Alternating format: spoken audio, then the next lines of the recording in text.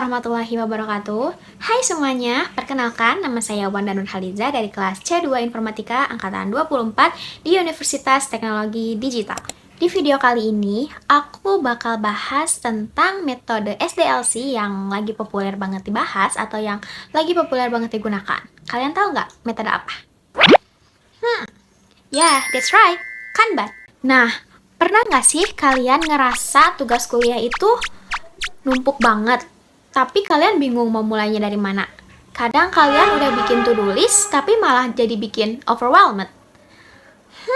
Kanban bisa jadi solusinya loh. Kenapa sih Kanban bisa jadi solusi untuk kita menyelesaikan tugas itu? Karena dalam metode Kanban ini, kita dapat melihat, mengatur, dan menyelesaikan pekerjaan ataupun tugas dengan secara jelas dan terarah. Tanpa berlama-lama lagi, yuk kita simak pembahasannya. Nah, pembahasannya adalah Kanban itu adalah metode manajemen kerja yang digunakan untuk memvisualisasikan alur pekerjaan supaya lebih mudah dan terorganisir. Nah, kata Kanban berasal dari bahasa Jepang yang artinya itu papan tanda atau visual sinyal. Dalam metode ini, pertama kali dikembangkan oleh Taichi Ohno di perusahaan Toyota Motor Corporation pada tahun 1940-an. Awalnya, metode Kanban ini digunakan untuk sistem produksi, yang dimana untuk mengatur alurnya barang. Tapi sekarang, metode ini sudah banyak digunakan dan sudah banyak berkembang di berbagai bidang. Di antaranya ada bidang teknologi, bidang bisnis, ataupun bidang pendidikan. Nah, inti dari Kanban ini sangat sederhana sekali, yang dimana memvisualisasikan pekerjaan menggunakan papan tanda atau board. Nah, di dalam Kanban ini memiliki 3 poin utama. Yang pertama itu ada to do, kemudian yang kedua itu ada in progress, dan yang terakhir ada done.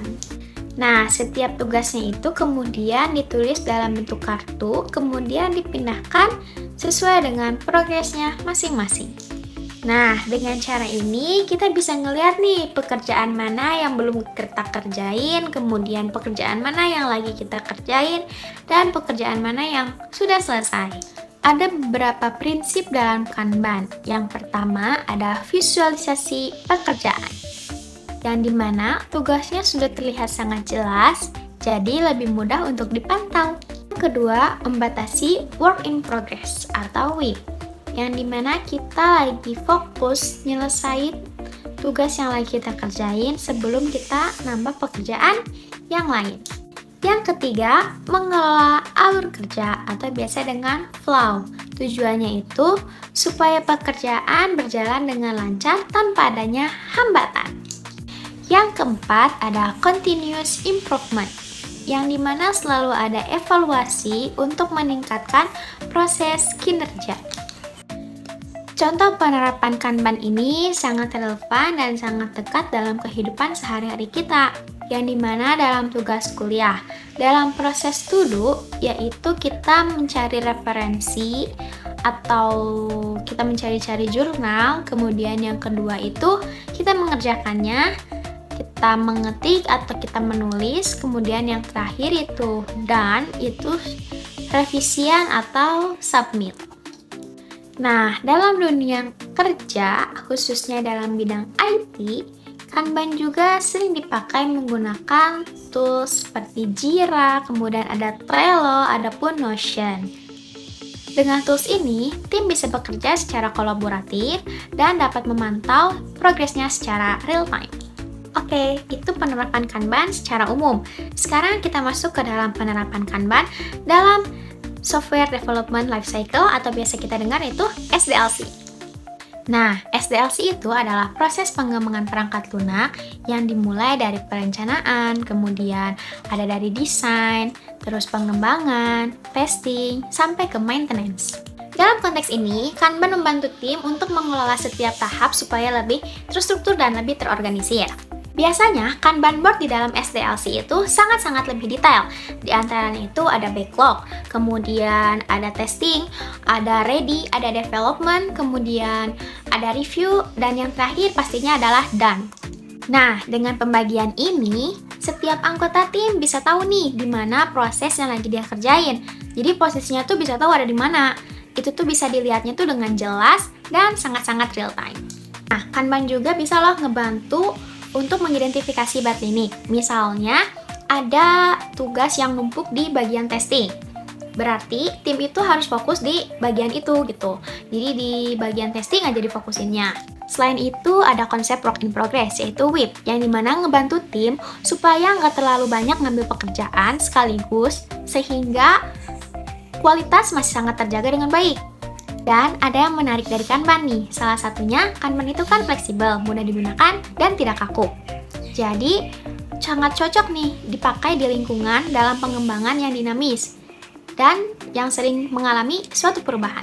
Jadi kesimpulannya, Kanban adalah metode sederhana yang sangat efektif untuk mengatur suatu pekerjaan, mulai dari tugas sehari-hari sampai ke pengembangan dalam sistem SDLC.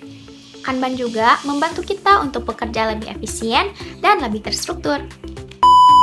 Nah, ini adalah sedikit gambaran dari Kanban board, yang dimana ada to do, kemudian ada in progress, dan yang terakhirnya pasti done. Kanban sama dengan work smart atau kerja pintar, yang dimana Kanban ini kayak ngebantu banget, apalagi kayak workflow efektif pakai sistem visual gitu. Jadi bikin kerjaan tuh gampang dipantau, kemudian buat bottlenecknya tuh cepet ketahuan dan fokus ke hal-hal yang penting-penting aja.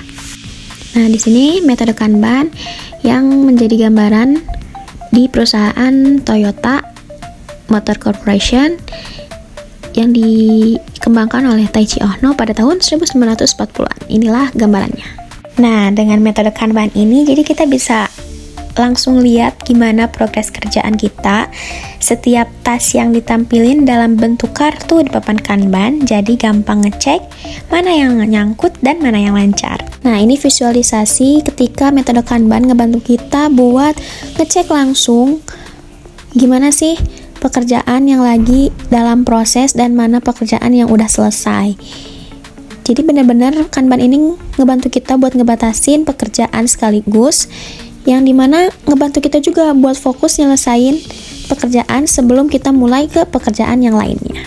Nah, yang dimaksud kolaboratif bersama tim itu jadi adanya transparan dalam pekerjaan. Kita nggak cuma kita yang bisa ngelihat pekerjaan itu lagi progresnya ada di mana, tapi semua tim bisa ngelihat pekerjaan itu secara langsung. Jadi bikin komunikasi kita dengan tim itu jadi lebih lancar dan lebih baik. Semoga penjelasan dari pembahasan ini dapat membantu teman-teman untuk memahami Kanban dengan lebih mudah. Sampai jumpa di video selanjutnya. Assalamualaikum warahmatullahi wabarakatuh. Sampai jumpa. Bye-bye.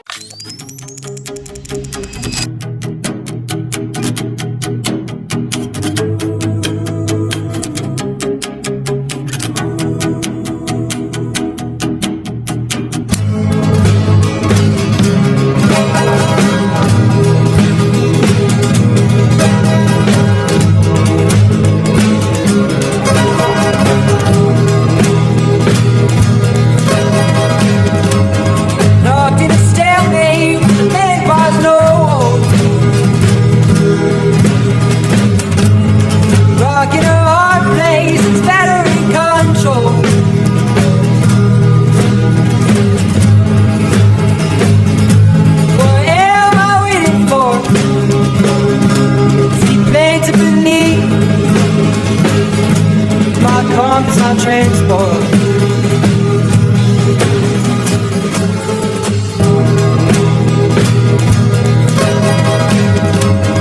Locked in a stalemate, there was no hope. Rocking a hard place, it's battery control.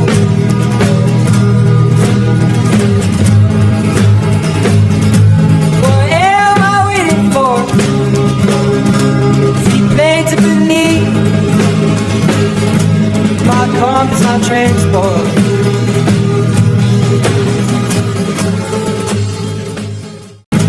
My compass on transport.